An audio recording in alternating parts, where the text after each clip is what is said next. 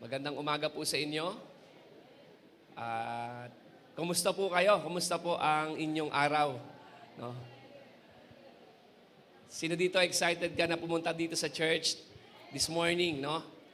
Na meron kang inaasahan sa Panginoon na meron siyang gagawin sa buhay mo. Meron siyang sasabihin sa iyo. Di ba po, no? Naniniwala ka ba na hindi sayang ang pagpunta mo rito? Di ba po, no? Sa tuwing tayo dumadating po, no, pupunta sa gawain at pagtitipon para sa Panginoon, ang Diyos po ay lagi nakahanda para tayo po ay katagpuin. No? Ako po, lagi kong dinadalangin sa Lord na, Panginoon, wala ni isa dito, Lord God, ang hindi mo kakatagpuin. Lahat kami ay maiengkwentro ka sa araw pong ito. Kapag kami po ay nagsasama-sama, mararamdaman namin, mararanasan namin ang iyong presensya. Lagi po, kanina po, nag-pray kami para sa magandang atmosphere. Yung atmosphere of worship ay makita po sa gawain ito. Amen? Welcome po, maging sa mga bago po natin kasama po ngayon. Alright? Sa online, sa on-site, kayo po ay wini-welcome po namin dito po sa Blessed Life Community Church or sa Blessed Family. Are you excited to hear God's Word? No? Sino daw excited kang makinig at mag-receive ng Word of God? Okay? Now, our topic for today, I'm so excited to preach this morning. Our topic for today is entitled, Uhaw. Uhaw. By Dilang. Hindi yan yun. Okay? Di ba? Mayroong kanta niya, Uhaw eh. Alright? No. Uhaw. Sabihin natin, uhaw. Sino dito naranasan mo ng mauhaw? Okay. Ayon po sa pag-aaral, sabi daw po, if you are thirsty, you are already dehydrated. Yun po ay pag-aaral po. No? Kapag daw tayo ay nauuhaw, ibig sabihin lang po nito, tayo po ay dehydrated na. Why? Because 70% of our body is composed of water. No? 70% ng katawan po natin ay water. Ganon din ang mundo eh. Ang mundo po ay 70% din po ay tubig.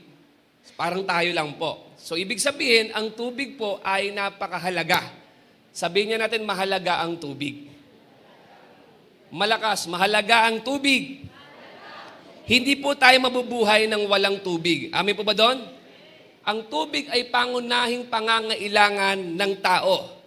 Sabi nga, 40 days you can live without food. But more than 3 days, you cannot survive without water. 4 araw ka na hindi kumain, basta may tubig, mabubuhay ka daw. Pero, kapag 3 araw o higit pa, no, na wala kang iniinom tubig, ay hindi ka makakasurvive o hindi ka mabubuhay. Ibig sabihin, water is life. Ang tubig ay buhay. Sabihin natin, buhay. Kaya nga, di ba po, no, ang lagi pong sinasabi po sa atin, uminom daw tayo ng tubig, minimum of what? 8 glasses of water every day. Ang taong healthy raw, okay, ay yung taong malakas uminom ng tubig. No? Laging ano po yan, laging umiinom po ng tubig, yun daw po yung tao na healthy. At kapag po tayo ay thirsty naman, o uhaw, ang ibig sabihin nito, nangangailangan ka nang babasa sa iyong tuyot na lalamunan. Di ba po, kapag tayo ay uhaw, tuyot na tuyot po yung ating lalamunan, no? Ang tubig ang nakakapawi sa ating pong tuyong lalamunan. Ang tubig ang solusyon sa ating pagkauhaw. Amin po ba doon? Sa Bible, pag binasa mo, ang tubig ay binigyang halaga din, hindi lamang sa pisikal, kundi maging sa espiritual. Kung merong pisikal na pagkauhaw, sa Bible, may itinuturo ang Panginoong Yesus patungkol naman sa espiritual na pagkauhaw, pagkatuyot ng tao. No?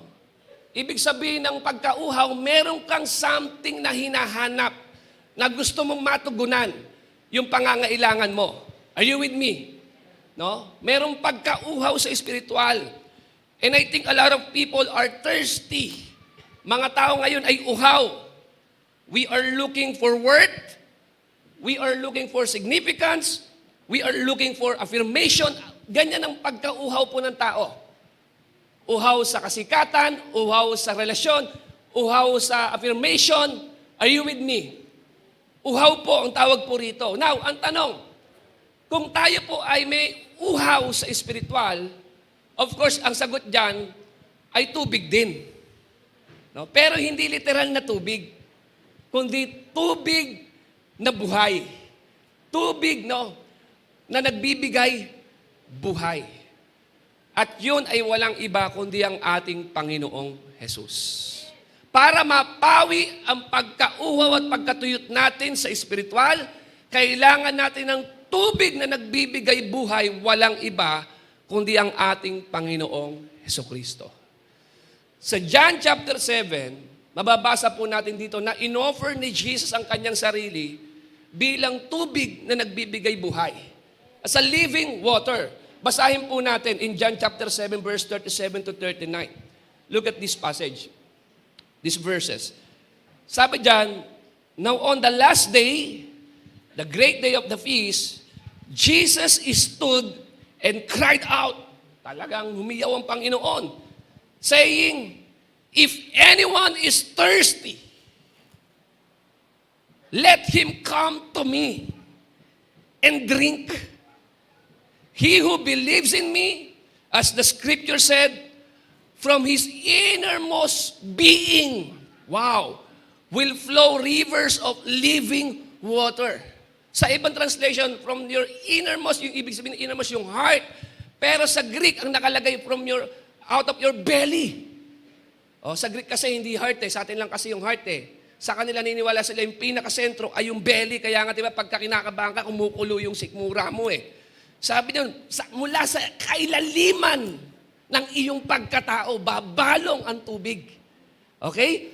But he spoke of this Spirit, whom those who believe in Him were to receive. For the Spirit was not yet given because Jesus was not yet glorified. Of course, siyempre dahil hindi pa umakit si Lord sa langit. So dito may tinutukoy ang Panginoon patungkol sa tubig na nagbibigay buhay. At kung bakit in-offer to ng Panginoon, sapagkat maraming mga tao ngayon ang uhaw. Hindi pagka-uhaw pisikal, kundi spiritual na pagka-uhaw. Now, matanong kita, sa tingin mo, saan ka kaya uhaw? No? Ano kaya yung hinahanap-hanap mo sa buhay? Ano ba ang hinahanap-hanap mo sa buhay? Ano talagang ginugusto mo? Na tatlong bagay po, mga kapatid, based on this passage po, no?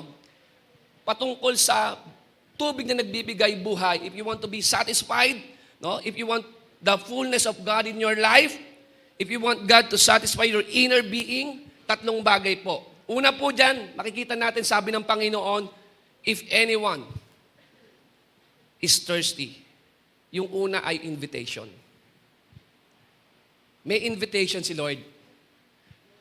Sa mga taong nauuhaw, sabi ni Lord, if anyone, yung salitang anyone dyan, refers to everyone, of course. Amen. If anyone, kahit sino, po pwede. Invitation to eh. Amen po ba doon?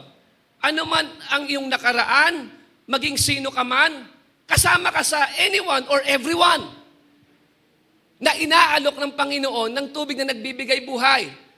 Are you with me? Ang qualification po dito, sa ino-offer ni Jesus, hindi yung kung sino yung magaling, kung sino yung mayaman, mahusay, matalino. Hindi po. Ang sabi lang po dyan, if anyone, ang hinahanap dito ng Panginoon ay kung sino yung nauuhaw. Are you with me? Those who are thirsty. Those who are thirsty. Those with a posture of humility. Are you with me? Yung mga tao pong marunong umamin ng kanilang kakulangan at pangangailangan, kasama ka dito, ino-offer sa iyo ng Panginoon, itong invitation ito, if anyone. No? Kasi nga naman, aanin mo naman ng tubig nga naman kung hindi mo naman kailangan. Tama ba doon? Diba? Kung nararamdaman mo, hindi mo naman pala kailangan ng tubig. Are you with me? No? Kaya sabi ni Jesus, kung sino man ang nauuaw ay lumapit sa akin. Lumapit mo sa akin. Sabi, makukuha mo lang to kapatid, kapag na-realize mo na kailangan mo. Tama ba? Amen po ba doon? So yung mga taong nararamdaman nila, yung pagkauhaw, para sa iyo to. Kasi kung hindi mo naman nararamdaman, hindi ka rin naman lalapit sa Panginoon. Tama po ba doon? No? Yung mga taong hindi rin nararamdaman yung pangangailangan nila, maybe, it's either sila po yung tao na prideful or in denial. Amen? Hindi nila nararamdaman yung kailangan nila ang tubig. Siguro iniisip nila na, okay naman ako sa buhay eh. I think hindi ko siya kailangan. Tama ba doon? No? Kompleto naman ako sa buhay. Or yung iba naman, may pangangailangan na, pero sinusurpress pa. Ibig sabihin, in denial. Amen? In denial. Ito yung malaking hadlang para hindi mo makuha yung ino-offer ni Lord na tubig na nagbibigay buhay. Yung pagiging prideful at yung pagiging, yung tawag doon, in denial. Tama pa ba doon? May mga tao, hindi naman sila lumalapit sila sa Panginoon. Anong dahilan? Kasi inisip nila, kompleto naman kami. Maayos ang buhay namin. Hindi kami uhaw. Yung iba naman, no? Kailangan nila, pero in denial. Sinusurpress pa. Na para bang, okay sana kaya lang. Di, okay lang ako. Okay lang kami. Okay lang naman. Kaya pa naman ang buhay. Pilit na kinakaya kahit hindi naman na kaya. Amin pa ba doon? So napakahalaga kapatid na marunong tayong umamin ng ating kahinaan at kakulangan. Tama? Mahirap maging pretentious. No? Yung bang hirap na hirap ka na pero ayaw mo pang magpatulong. Uhaw na uhaw ka na pero ayaw mo pang kunin yung tubig na ino-offer sa'yo. Uhaw na uhaw ka na nga, salat na nga yung buhay mo eh. Pagod na pagod ka na nga sa buhay eh. Hindi ka na nga masaya eh. Tama pa ba doon? At ito na nga, ino-offer na ni Lord yung kanyang buhay na, tubig na nagbibigay, buhay. Tama pa ba doon? Yung iba kasi kinikip nila yung kanilang pride. Tingin nila dito yung kanilang respeto at dignidad.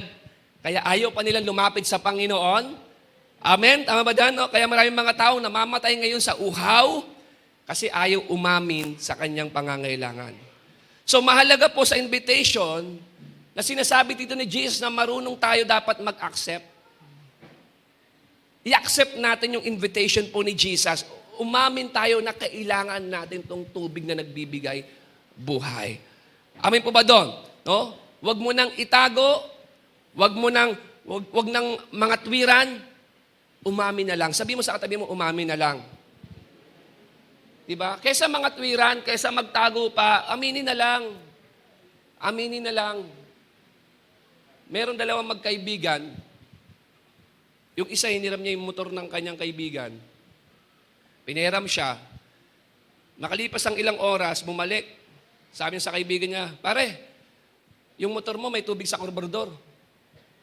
Sabi niya, paano magkakaroon ng tubig sa karburador? Hindi, meron pare, meron tubig sa karburador. Sabi, paano magkakaroon ng tubig sa karburador? Alam mo ba yung karburador? Pare, may tubig nga sa karburador. Tinanong niya, sabi niya, asan ba yung motor ko? Nasa ilog. Ibig sabihin, tinatago pa, mini-minimize pa. Ayaw pang ilantad. Ayaw pang aminin. Amen? Kaya lang, yung damage, hindi mo mami-minimize ng pangangatwiran mo. Andiyan ba tayo? Andiyan ba tayo? Kasi po tayo mga tao, lalo tayong mga Pilipino, hirap na hirap sa atin yung umamin eh. Yes, ang hilig natin mag-pretend, pero sa totoo lang, may mga bagay na kailangan natin, ayaw pa natin tanggapin. Tama po ba doon? Halimbawa na lang, inalok ka, kumain. Inabutan ka sa kaibigan mo, sa kumari mo, sa kumpare mo, ng tanghalian. Ano ginagawa sa'yo kapag inabutan ka ng tanghalian? Inaalok kang kumain. Pag inalok kang kumain, ano lagi mo sagot? Busog pa naman. Pero busog ka ba talaga? Alas 8 pa lang, nandun ka na. Diba, minsan tayo, ayaw pa natin umamin eh. Meron niyang isang tao pumunta sa kaibigan niya, inalok siya ng pagkain. Sabi sa kanya, kumain ka na ba? Ay, busog po ako. Okay lang po ako, busog ako. Ganun naman tayo, di ba? Sabi ng nanay doon, ganun pala di mag-soft drinks ka na lang. Sige, inom ka na lang soft drinks. Sabi, hindi po pwede. Bakit? Bawal po sa gutom yan. Ganun po tayo. Hindi tayo marunong umamin. Sino dito aamin ka ngayong umaga na kailangan mo yung tubig na inaalok ni Lord upang matugunan yung tuyot mong kaluluwa nang sobrang nanghihina ka, nagdadry ka ngayon. Amen po ba doon? So, yun po yung kailangan po natin. Kung nararamdaman mo yung pagkauhaw sa buhay, ang Panginoon po ay merong inaalok ng tubig na nagbibigay buhay. Amen. Andiyan po ba tayo? Sabi ng Panginoong Hesus dito, no? Pakibalik nga po. Ang sabi ng Panginoon, come, if anyone is thirsty, let him come to me and drink. Sabihin niya natin, drink. Parang hina po. Sabihin niya natin, drink. Ibig sabihin, kapatid, magbe-benefit ka lang dito kapag inadmit mo na nauuhaw ka. Tama po ba doon? Kapag ka inamin mo na, Lord, uhaw na uhaw po ako ngayon. Tuyot na tuyot po ako ngayon. Kailangan po kita. Hindi ka nangangatwiran, hindi ka nagpe-pretend na okay lang, kundi inaamin mo na kailangan mo ang Panginoon. Yan po yung kailangan po natin. Amin po ba doon? Ngayon, kung hindi mo naman nararamdaman na kailangan mo ang tubig, hindi ka talaga lalapit sa Panginoon. Kung hindi mo nararamdaman yung pagkauhaw sa mga bagay na may kinalaman sa Diyos, no? I think para sa akin, nakakapagduda rin yun. Kung sinasabi rin natin tayo ay may relasyon sa Panginoon pero wala tayong pagkauhaw sa Kanya, I don't think so kung talagang na-born again din tayo, that you are spiritually alive. Kung hindi tayo nauuhaw sa Panginoon. Yung bang lumilipas ang mga araw, linggo, na para bang wala kang oras para katagpuin ng Panginoon. Nakakapagduda, di ba? Siyempre, nakakauhaw yan eh. Yung bang hindi tayo uhaw sa Panginoon, sa mga bagay na may kinalaman sa Diyos. Lumilipas ang araw, para bang okay lang sa iyo kahit wala ka ng devotion, hindi ka na nagpipray. Parang nakakapagduda naman. Sa atin kasi, pag nakakaramdam tayo ng, lagi tayong bumabalik po sa Panginoon. Lagi po tayong bumabalik po sa Panginoon. Amen? So today, the Lord is inviting you, come. Come. If anyone are thirsty, come. Pangalawa po, ano po yung una? Invitation. If anyone, para kanino? Para sa atin. Kung sino man, hindi niya pinipilit. Tama? Hindi pinagsisiksikan sa o ang tawag na hindi ka pinupwersa ng Diyos, kundi inaalok ka niya.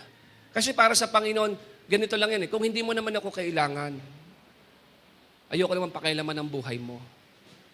So sa mga tao na tingin nila, nauhaw sila, kailangan nila ako, lapit sila sa akin. Come. Come. Pangalawa, identification. Nakalagay dyan, come to me, drink, and believe. Sabi niya, if you are thirsty, come to me, drink, and believe in me. Kanina po, pinag-usapan po natin yung posture sa pagiging mapagkumbaba, yung humility. Dito naman po yung position ng faith po natin. Believe in me. Sabi natin, believe.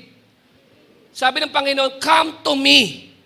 Pag sinabing come to me, huwag kang pumunta kung saan-saan. Amen. No? Huwag kang sumilong kung kani-kanino. Huwag mong hanapin yung kasiyahan ng iyong buhay kung sa ano-anong mga bagay. Sapagkat ang sabi ng Panginoon dito, come to me. Kung nauuhaw ka, sa akin ka lumapit. Huwag kung kani-kanino, huwag kung saan-saan at kung ano-ano. Amen po ba doon? No, sabi niya, come to me. Yung come to me nakalagay po sa iba, yung coming after. Meaning to say, merong desire Merong passion, kapatid. There is passion. Yan po kapag ikaw ay inimbitahan sa isang salo-salo, pagdiriwang, yung bang hindi ka nagmamabagal. Amen. Yung bang meron kang kasiglahan, hindi ka napipilitan, kundi may kasiglahan ka na ano po, na pumunta, lumapit. And the Lord is inviting you today. Sabi niya, pumunta ka sa akin. Huwag na magbagal-bagal. Amen po ba doon? Pumunta ka sa akin. Kasi, kung meron mang lubos na nakakakilala at nagmamahal sa'yo, si Lord yun eh. Kung meron mang sobrang concern, may concern sa'yo, si Lord yun. Kung meron mang nakakaalam ng lahat-lahat, maging yung pinagdadaanan mo yung matinding pagkatuyot at pagkauhaw mo, si Lord yun.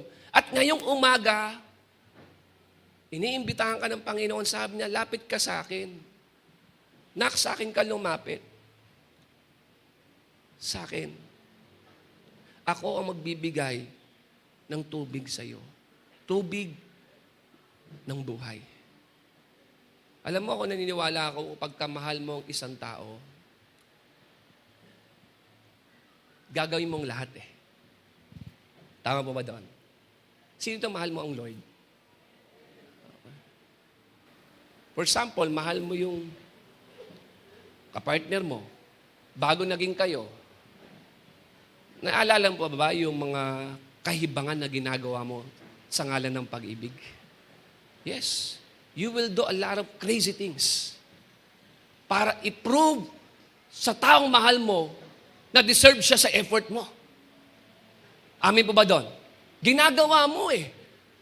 Lahat hinahawi mo. Sabi nga, kaya mong sisirin maging ang pinakamalalim na dagat.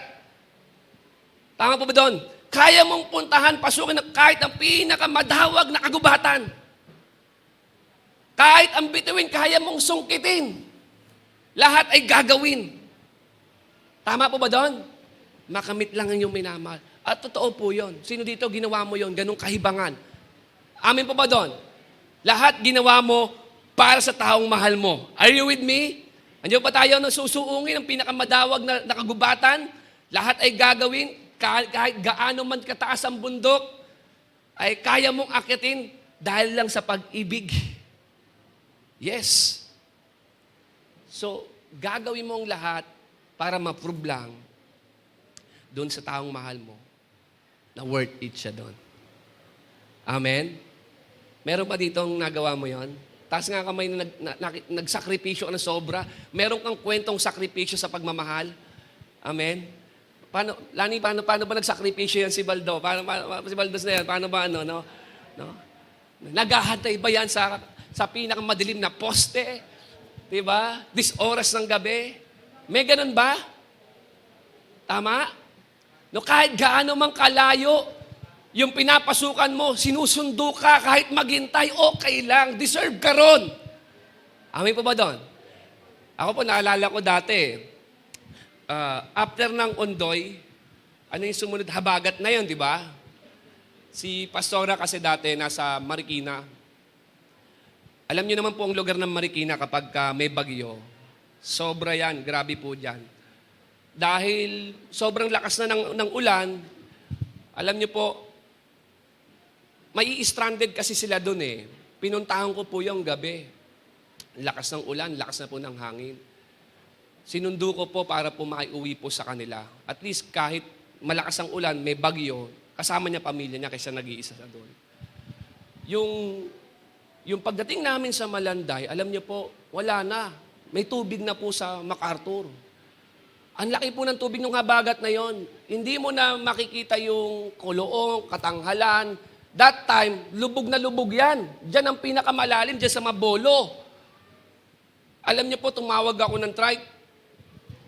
Nakasakay ko nun yung kapatid ni Charlotte, si Buge. Sabi ko, Buge, tulungan mo nga ako. Ihatid ko lang tong girlfriend ko, siyempre si Pastore. No? Wala siya ngayon kasi may sakit yung anak ko eh. No? Alam niyo, ginawa ko, tinaas ni Buge yung upuan, nakatungtong siya doon, tinutulak ko. Habang tinutulak, nandun na kami sa Mabolo, ang lalim muna ng tubig, tapos nag-i-spark na yung mga kordon. Sa katangalan, mas malalim. Pagbalik namin, sobrang lakas na ng alon. Diyan sa Katangalan, napakalakas ng alon dyan. Pabalik. Naisip ko, grabe, no? Dahil lang sa pag-ibig, gagawin mo ang lahat kahit mamatay ka. Di ba? Meron ba kayong kwentong sakripisyo? Di ba? You will do a lot of crazy things eh. In the name of love, lahat. Para sa pag-ibig, gagawin mo eh. Amen po ba doon? And then naisip ko lang, no? Kung meron tayong kwentong nakahihibang, kung meron kang kwentong sakripisyo para sa tao, let me ask you today, ano naman ang nakakahibang at kwentong sakripisyo mo para sa Panginoon? Kung sa tao nagagawa mo yung ganong klase, taya buhay. No? Ano yung crazy things na, alam mo si Lord, ang talagang hindi mo maiintindihan. No? Kung kahibangan lang, grabe, nauna na ang Diyos. Alam niyo kung ano yung ginawa niya? Biruin mo, Diyos ka, nagkatawang tao ka, pumunta ka sa sabsaban, sa ngalan ng pag-ibig. Ginawa ng Panginoon yon. Kung may gagawin ka man sa Kanya, nakahihibang na talagang, Lord, para sa ito, nauna na ang Diyos. Sa Kanyang pinakakaluwalhatian, binaba niya, Diyos ka, naging tao ka, nilikha mo lang yan eh. At hindi ka lang basta ipinanganak sa magandang hospital. Sana doon ka sa St. Luke's, hindi, sa sabsaban. Wow! Ano yan? Para lang tayo abutin at patunayan na deserve tayo sa pagmamahal ng Panginoon. Bakit? Galing tayo sa Kanya. Mahal tayo ng Panginoon.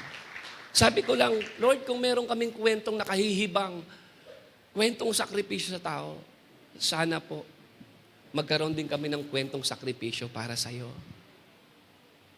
Andiyan ba tayo? Amen po ba doon? So, kapatid, ito yung naisay ng Panginoon. Ngayong umaga.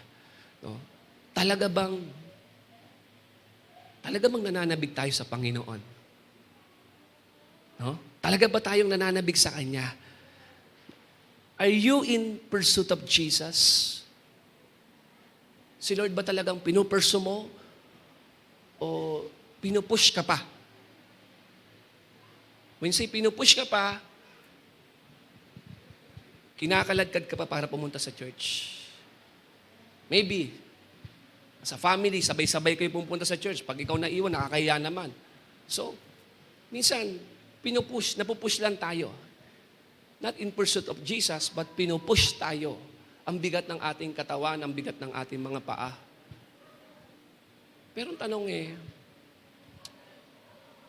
talaga bang nananabig tayo sa Panginoon? Amen po ba doon? No? Kailangan ba tinutulak ka pa para pumunta ng church? Kailangan ba pinapaalalahanan ka ba na mag-church ka? Sana po, sa mga susunod na linggo, kung pupunta man tayo sa simbahan, hindi dahil sa napipilitan lang, kundi meron tayong initiative na tayo na mismo. Sa pagpunta natin sa church, may kusa tayo. Nakatagpuin ng Panginoon. Amen po ba doon? No? Ano ba tayo? Kung talagang mahalaga sa atin si Jesus, hindi magiging mabigat ang ating mga paa. Tama? No? Hindi nagiging mahirap sa atin gumawa ng mga bagay-bagay. Ang paglilingkod sa Panginoon, kapag talaga siya yung laman ng puso mo, hindi siya burden. It's a delight. Amen po ba doon? We delight in serving God and we have joy in our hearts. Sabi ng Lord, if anyone, pakilagay nga po doon, who are thirsty, sabi niya, come to me and drink. If you are thirsty, come to me and drink. Ano yung una? Iniimbitahan ka niya. Pangalawa, lapit ka daw sa Kanya. Paniwalaan mo siya. Siya yung sagot, siya yung solusyon sa matinding pagkauhaw mo.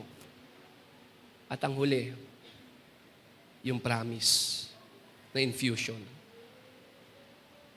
kapuspusan. Tunay na kasiyahan. Sabi po rito, from his innermost being will flow rivers of living water. Wow, purihin ng Panginoon sa kanyang pangako. Biruin mo kapag ikaw ay tumanggap ng tubig na inaalok sa iyo ng Panginoon, mula daw sa kailaliman ng iyong pagkatao, babalong. Amen po, babalong to. Babalong ang tubig mula sa kailaliman ng iyong pagkatao. No? Kung mapapansin po ninyo, itong living water na to, in-offer ni Jesus to in public eh. Tama? If anyone eh. Maraming mga tao po, mga Sadducees, mga Levites, mga teachers of the law, kasama yung mga tao doon. Pero, John chapter 7 yan eh. In-offer din yan ni Lord privately sa Samaritan woman. Nakuha nyo? Nabasa niyo po yan? Sa John chapter 4. Amin po ba doon? Yung babae, mapapansin nyo, sa John chapter 4, ang case niya, naghahanap talaga siya ng kaligayahan. Naghahanap siya ng kaligayahan eh. Sabi doon, yung babaeng ito, nakalima na raw asawa. Amin po ba doon? Pero hindi niya masumpungan sa lima na yon yung kasiyahan. Kaya yung kinakasama niya, hindi na siya nagpakasal eh. Kasi nakakalima na siya eh. No, so naglibin na lang siya. Naghahanap siya ng kaligayahan.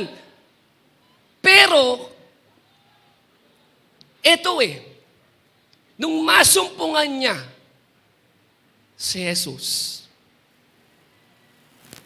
mababasa mo, dito na natapos ang kanyang paghahanap.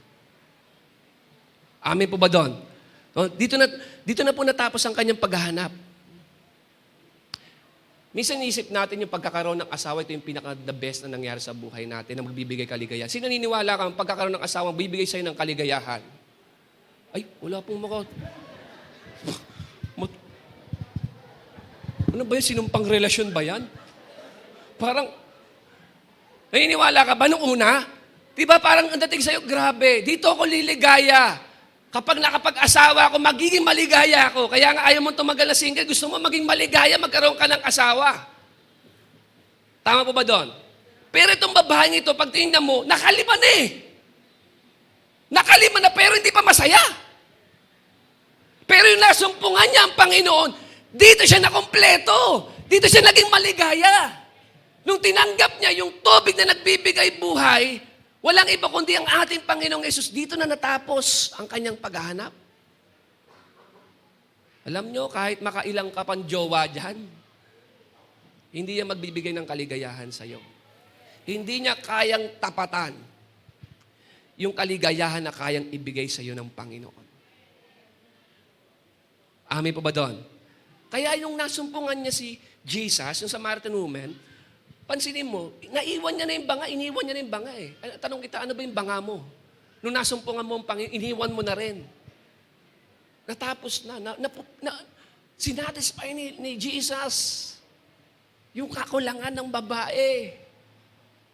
Amen po ba doon? Pinuno siya, pinag-umapaw siya ng Panginoon. Andiyan ba tayo? Andiyan ba tayo? Dito po natapos yung paghahanap niya. Sabi ng Panginoon, from his innermost being will flow rivers of living water. Hindi lang river rivers.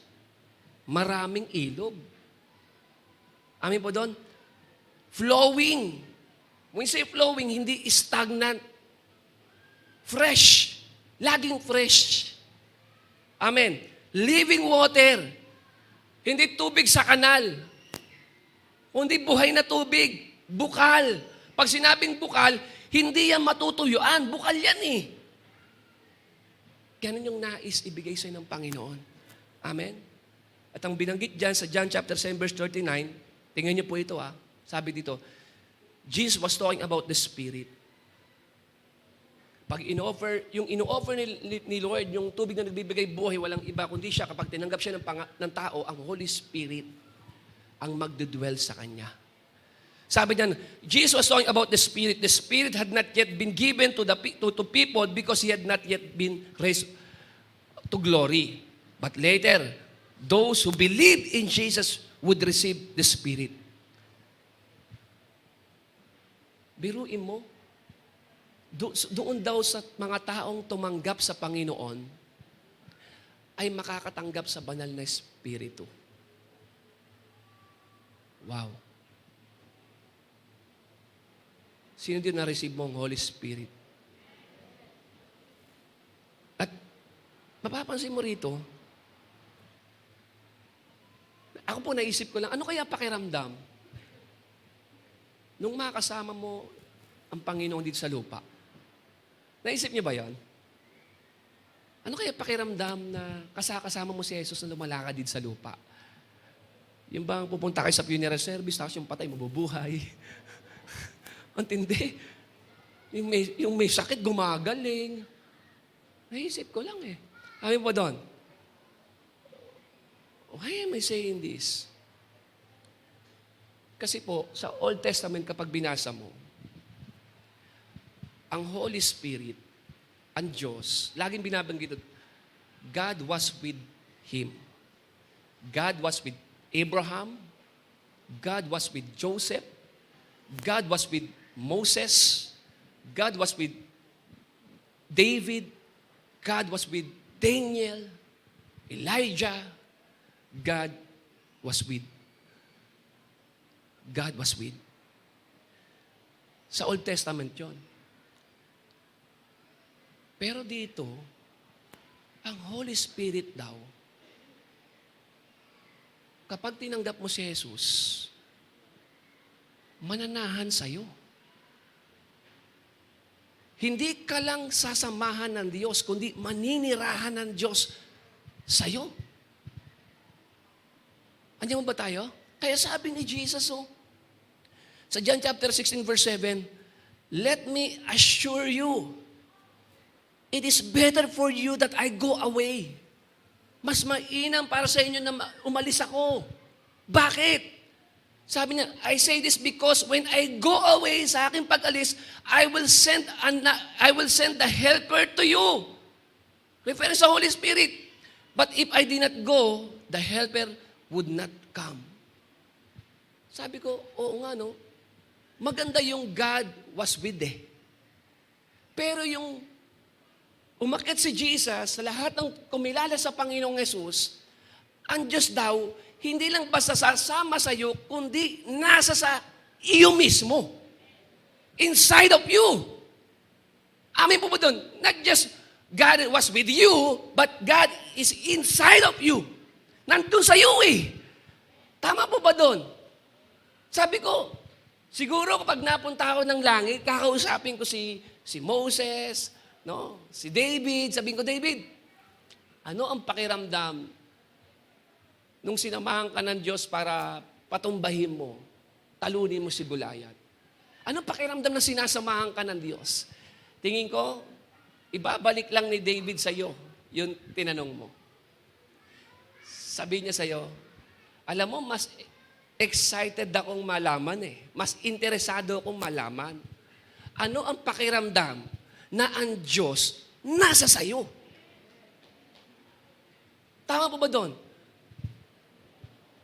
Yun Kapag tinanong mo si Elijah, paano mo ginawa yung nagpaulang ka ng apoy, diba? Humingi ka ng ulan sa Diyos, binuhay mo yung bata. Sabihin sa ni Elijah, yung bata, namatay din yon. Nagbumuhay sa Elijah ng bata Pero gusto kong malaman ito. Ano yung kwento mo? Ano pakiramdam na ang Diyos ay nananahan sa'yo? Ang Holy Spirit ang tinutukoy ni Jesus na nandyan sa'yo, babalong mula sa pinaka-ilalim ng iyong pagkatao, sa kaibuturan ng iyong puso, dyan mananahan ang Diyos. Hindi ka matutuyuan. Amin po ba doon? Anong pakiramdam ng ganon? Nandiyan ba tayo? Naniniwala ko mas excited silang tanungin tayo kung ano yung pakiramdam natin na ang Diyos ay sumasa atin. Hindi lang natin kasama, nasa buhay natin. Inside of us. Sabi sa Jeremiah chapter 2 verse 13, ito po matatapos. Sabi niya, my people have committed two sins. Okay? Tingnan niyo po ito Ito daw yung kasalanan ng mga tao ng Diyos, lingkod ng Diyos, mga bayan ng Diyos. Ano po yung dalawang bagay? Sabi niyan, they have forsaken me, the spring of living water,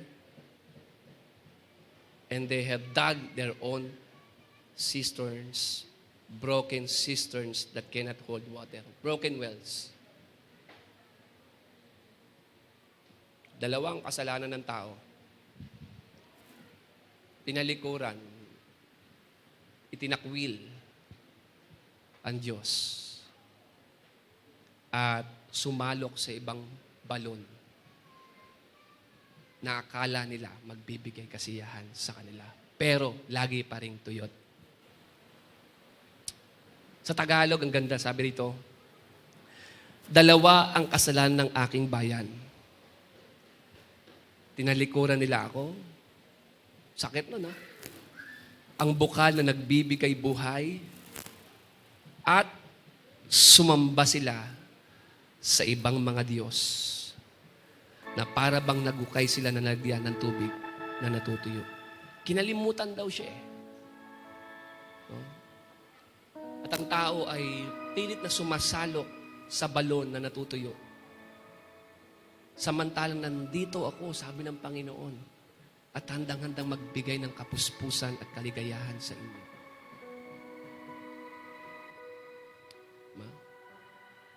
Kayang pawiin ng Panginoon yung matinding pagkauhaw natin. At ang sabi diyan, kapag umaapaw ka na, yung lumalabas sa tubig sa iyo maging pagpapala sa iba.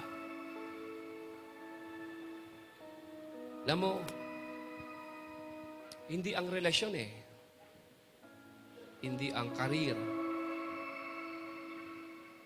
Hindi ang pera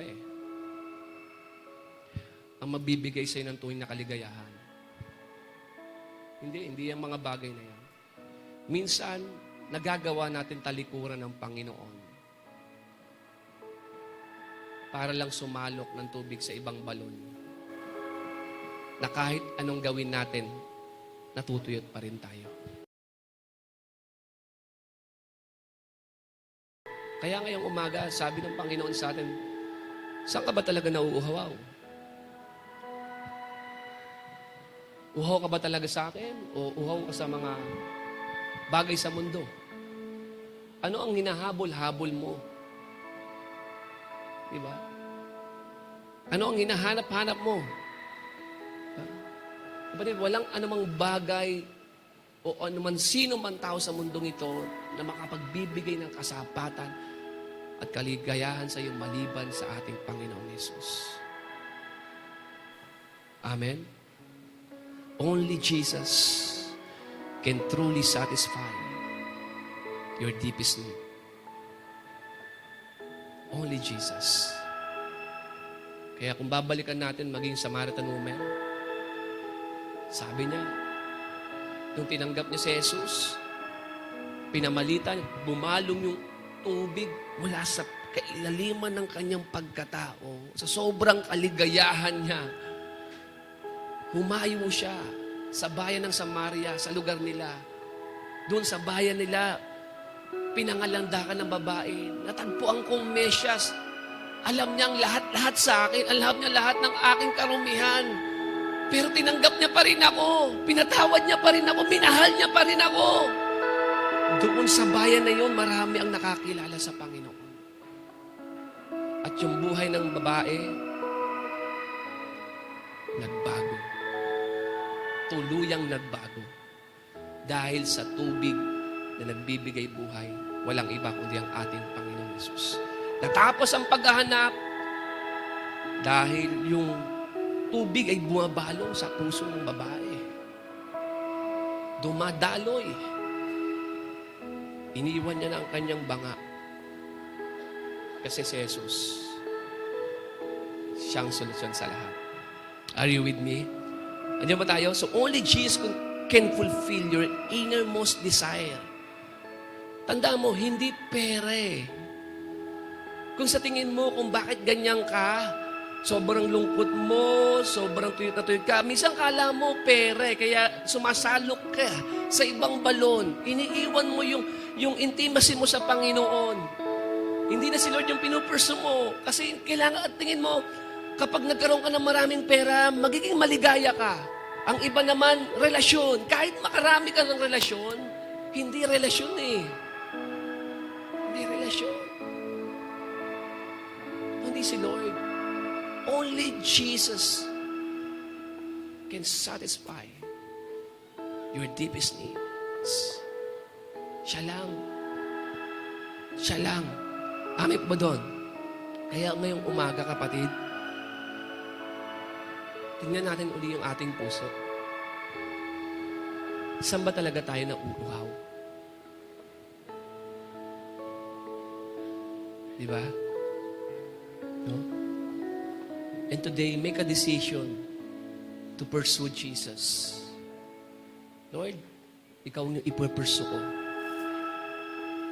Siguro, sa mahabang panahon, pinagtutulakan natin o tinutulak tayo ng ibang tao para lumapit sa Panginoon. But this time, Lord,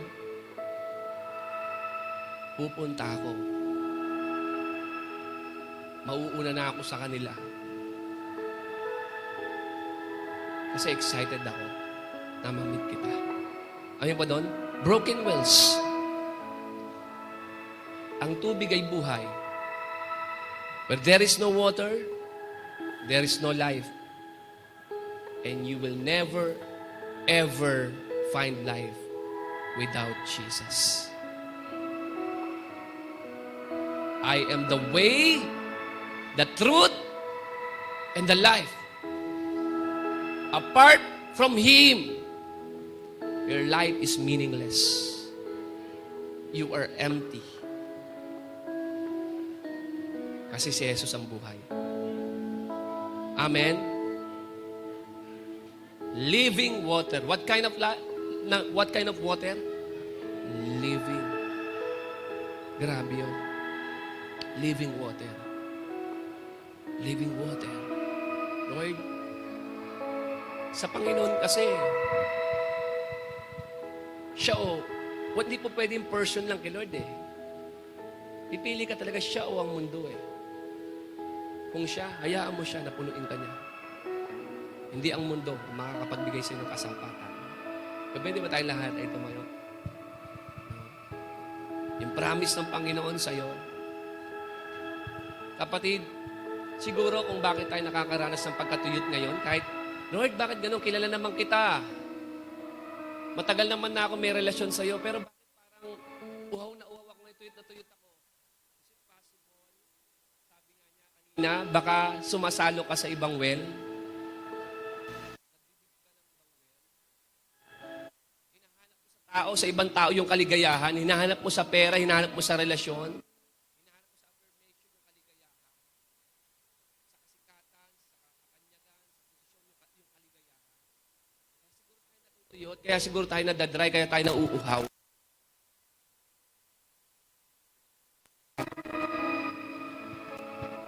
Payagan mo ang Panginoon. Ibalo. Balik tayo sa loob. Panginoon, kung wala ka sa buhay ko, walang kwenta ang buhay na to.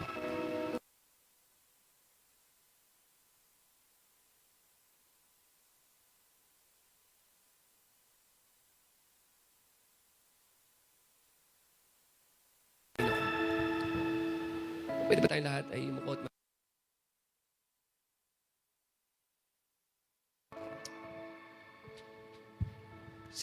Po natin yung ating puso ngayon.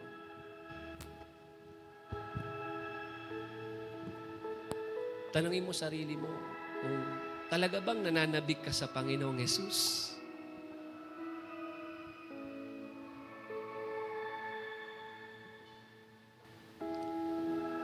Talaga bang si Jesus ay sapat at higit pa sa buhay mo?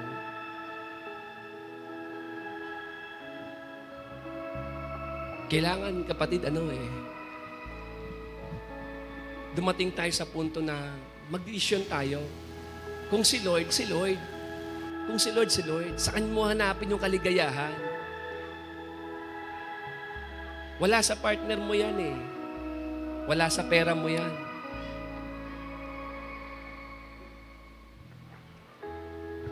Tanging ang Panginoon lang ang pwede makapagpuno at magpakapaw sa buhay mo. Mula sa kailaliman ng iyong pagkatao, dadaloy ang tubig. Dadaloy. Dadaloy. Pangako yun eh. Ang Holy Spirit, kapatid, dadaloy yung presensya niya sa iyo eh. Dadaloy. Pag niyakap mo ang Panginoong Yesus, matitigil lang yung paghahanap. Ang source ng kaligayahan mo, wala kahit kanino o kahit ano o saan pa man, kundi nasa Panginoon lang.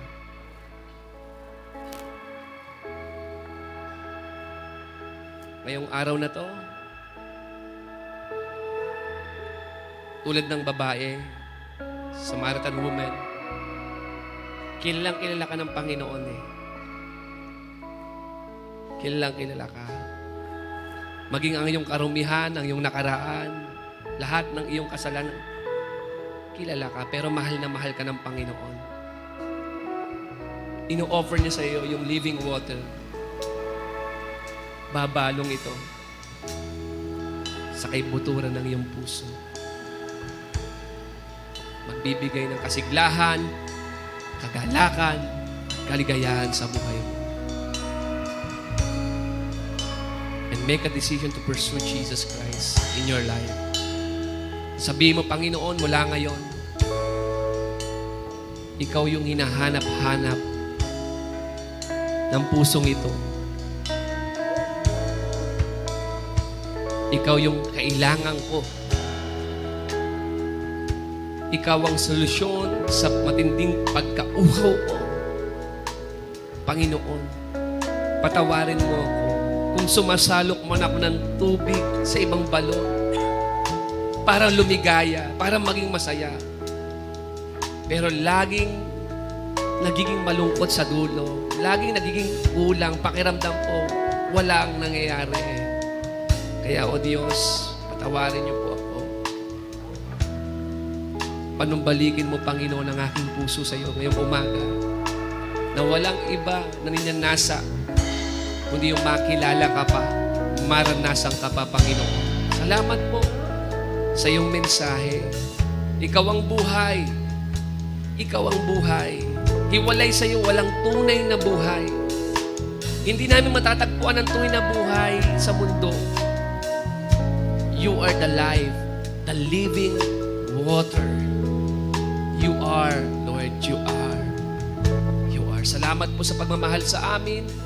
Salamat po, Panginoon, sa mga ginawa mo po sa amin. Salamat po sa iyo po ang aming puso, sa iyo po ang aming buhay. Walang hihigit sa iyo, walang papantay sa iyo, Panginoon. Nag-iisa ka lamang sa amin. Pinupuri ka po namin at dinadakila, Ama, sa lahat ng ito, sa pangalan